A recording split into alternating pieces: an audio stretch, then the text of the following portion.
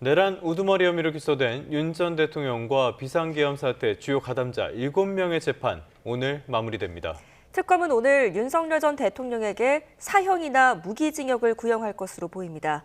현장 취재기자 연결합니다. 신규혜 기자. 네, 서울중앙지방법원입니다. 네, 먼저 오늘 재판이 어떻게 진행되는지 이 부분부터 짚어보죠. 네, 재판은 오전 9시 반부터 시작됩니다. 장시간 진행이 예상되는 만큼 통상 재판을 시작했던 시간인 오전 10시보다 조금 앞당긴 겁니다. 우선 재판이 시작되면 지난 기일에 다 마치지 못한 윤석열 전 대통령 측의 서증 조사를 이어서 진행합니다. 그 뒤에 특검의 구형 의견, 변호인들의 최종 변론, 피고인들의 최후 진술이 순서대로 이어집니다.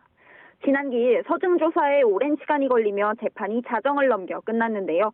변호인단이 장시간 변론을 펼칠 거라고 이미 예고한 만큼 오늘 재판도 밤늦게 끝날 가능성이 있습니다. 네, 특검이 오늘 구형에 앞서서 회의를 진행했죠. 그렇습니다. 특검은 지난 8일 원대 복귀했던 검사들과 특검보들까지 내란 혐의 수사를 했던 이들이 모두 모여 회의를 진행했습니다. 윤 전 대통령을 포함한 피고인들의 구형량을 정하기 위해서였는데요. 우선 정점에 있는 윤 전 대통령에게 선고할 수 있는 형량은 사형, 무기징역, 무기금고뿐입니다. 이 가운데 특검은 무기금고는 고려하지 않은 거로 알려졌습니다.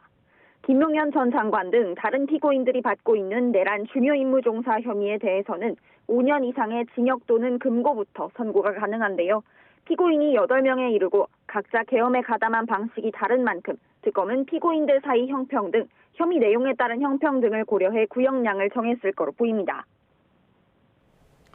네, 다른 내란 혐의 재판에서는 구형이 어떻게 이루어졌습니까?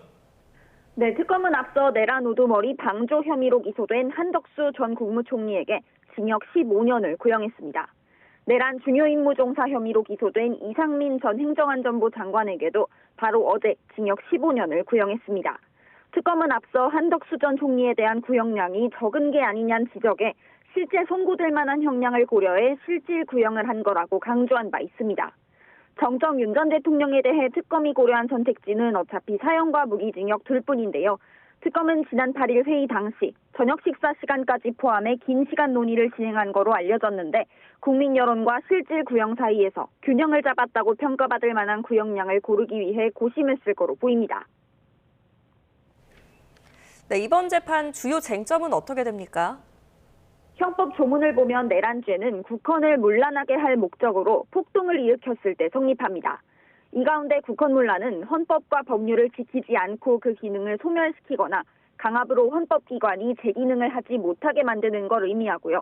또 앞선 전두환 씨의 내란죄 판례에 따르면 이 폭동은 목적이 달성되지 않았더라도 기수로 인정됩니다.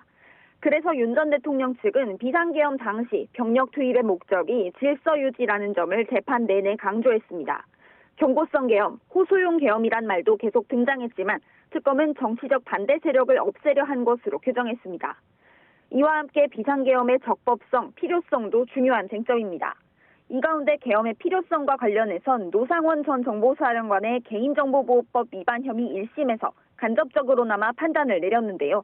해당 재판부는 2024년 당시 헌법과 계엄법이 정한 계엄 선포의 실체적 요건이 충족되거나 충족될 것으로 예상할 만한 어떠한 사정도 보이지 않는다고 지적했습니다. 오늘 구형을 마무리 짓는다면 윤 전 대통령에 대한 선고는 다음 달 내려질 전망입니다. 지금까지 서울중앙지법에서 YTN 신기혜입니다.